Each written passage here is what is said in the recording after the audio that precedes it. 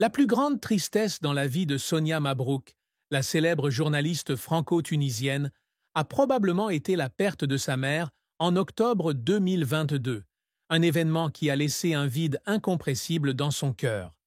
Née le 17 décembre 1977 à Tunis, Sonia grandit dans une famille de la haute société où elle est nourrie d'un amour pour la culture, la politique et l'histoire. Sa mère, une femme forte et sage, a été la plus grande inspiration dans la vie de Sonia, lui inculquant une passion pour l'apprentissage et la fierté de ses racines tunisiennes. Lorsque sa mère est décédée, Sonia a eu l'impression d'avoir perdu une partie de son âme. Elle a un jour partagé une photo d'enfance avec sa mère sur Instagram avec la légende « Maman est si vivante que la mort ne peut pas la vaincre ». Cette douleur fut rendue encore plus poignante lorsque, dans les derniers mois de la vie de sa mère, Sonia ne put être auprès d'elle autant qu'elle l'aurait souhaité en raison de son emploi du temps chargé à CNews et Europe 1. Elle prenait régulièrement l'avion entre Paris et Tunis pour s'occuper de sa mère, mais chaque voyage était un douloureux rappel que leur temps était compté. Sonia a pleuré lors d'une émission en direct sur CNews en 2023, lorsqu'un invité a évoqué la perte d'un être cher, la forçant à marquer une pause pour retrouver son calme. Cette tristesse ne concerne pas seulement le décès de sa mère, mais aussi le sentiment de regret de ne pas avoir pu dire suffisamment de mots d'amour et passer plus de temps avec la femme qui l'a façonnée. Malgré ses nombreux succès professionnels, Sonia admet que rien ne peut remplacer la présence de sa mère, et cette douleur fera à jamais partie intégrante de sa vie. La carrière de Sonia Mabrouk a été un parcours ambitieux, avec des sommets éblouissants et des défis difficiles, récompensée par sa persévérance et une passion féroce pour le journalisme. Diplômée de l'IEC Carthage à 20 ans, Sonia poursuit ses études à la Sorbonne, où elle obtient son DEA en 2000. Elle enseigne d'abord le management et le commerce international à l'IEC Carthage, mais sentant que le métier manque de dynamisme, elle décide de se reconvertir dans le journalisme. En 2005, elle rejoint le magazine Jeune Afrique après une audacieuse lettre de candidature au réalisateur Béchir Ben Yamed. 3 ans plus tard, Jean-Pierre Elkabbach, journaliste chevronné, découvre son talent et l'invite à présenter le journal télévisé de Public Sénat, faisant d'elle la première femme tunisienne à assumer ce rôle à la télévision nationale française. Ce succès lui ouvre les portes d'Europe en 2013, où elle anime des émissions comme Débat des grandes voix, Les grandes voix vous répondez ou encore Les éclaireurs. Depuis 2017, elle est à CNews, où elle anime Les voix de l'info, puis Midi News, et réalise également des interviews politiques matinales sur Europe 1. Son style de présentation pointu, allié à sa capacité à poser des questions directes, a fait d'elle l'une des journalistes les plus en vue de France, récompensée en 2010 par le trophée de la réussite de l'association France-Euro-Méditerranée. Elle est également l'auteure de 3 livres, Le monde ne tourne pas rond, Ma petite fille, 2017, Dans son cou sommeille la vengeance, 2018, et si demain tout s'inversait, 2024, exprimant des opinions bien arrêtées sur des questions telles que le terrorisme islamique, l'identité nationale et le déclin de la civilisation occidentale. Cependant, la carrière de Sonia n'a pas été sans revers et controverses.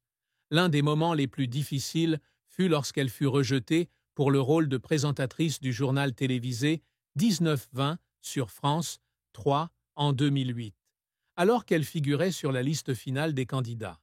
La décision de choisir Patricia Louison plutôt que la sienne a laissé Sonia se sentir sous-estimée, et elle a un jour fondu en larmes dans son petit appartement parisien, se demandant si elle appartenait vraiment au monde de la télévision française. Les années passées à CNews ont également été pleines de tempêtes.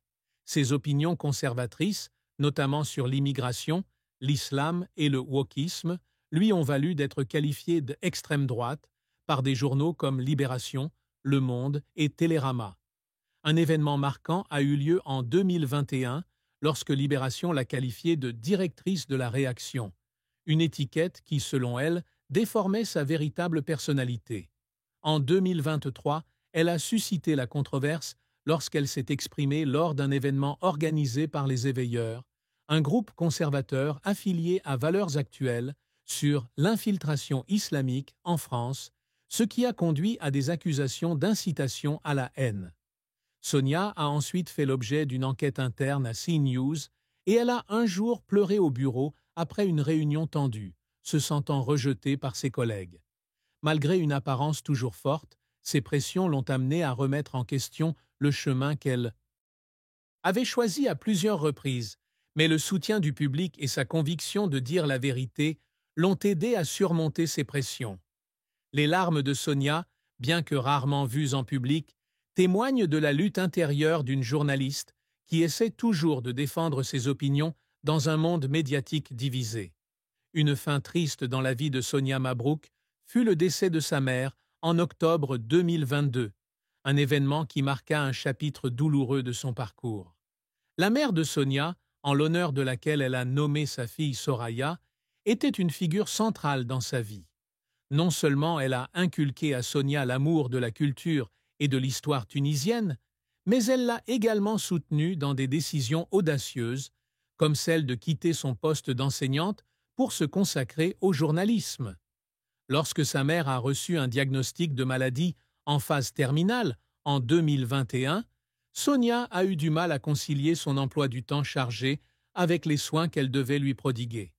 Elle retourne régulièrement à Tunis, passe ses week-ends à l'hôpital, tient la main de sa mère et se remémore ses souvenirs d'enfance à la goulette.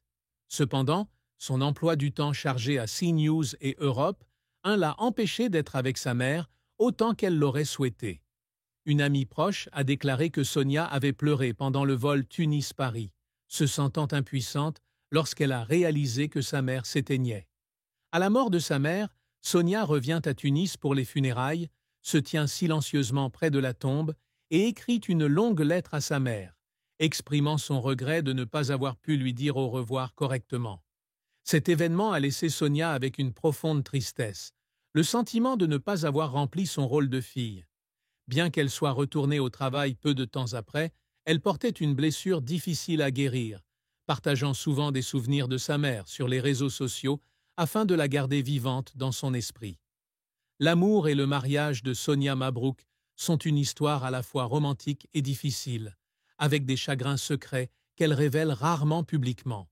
En 2018, Sonia a épousé Guy Savoy, un célèbre chef français propriétaire d'un restaurant 3 étoiles Michelin à Paris. Leur relation, qui a commencé par une rencontre fortuite lors d'un événement culturel, est rapidement devenue le centre de l'attention des médias. Sonia a décrit Guy comme « l'homme qui apporte de la lumière à sa vie » et ils sont souvent vus ensemble lors d'événements tels que le Festival du Livre de Nice. Cependant, le mariage a pris fin en 2022, seulement 4 ans après son début. La séparation, bien que privée, a laissé Sonia profondément attristée.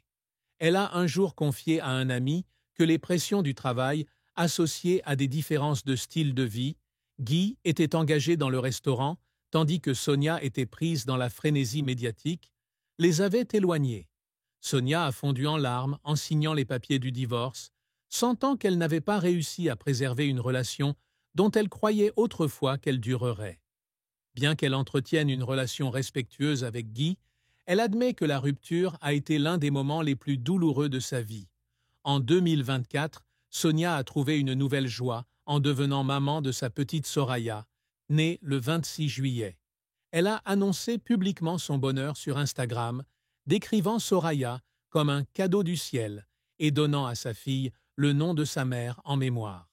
Cependant, elle a gardé secrète l'identité du père de l'enfant, ce qui a donné lieu à de nombreuses rumeurs, notamment des spéculations sur une relation avec le chanteur Pascal Obispo.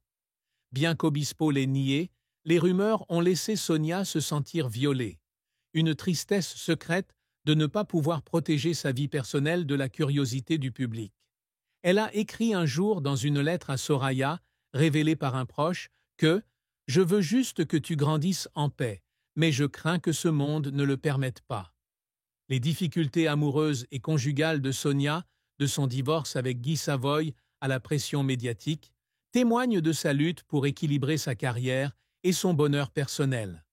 Le plus grand secret que Sonia Mabrouk a gardé caché toute sa vie est la période où elle a lutté contre des crises d'angoisse à la fin des années 2010, alors que sa carrière à Europe 1 et CNews était à son apogée.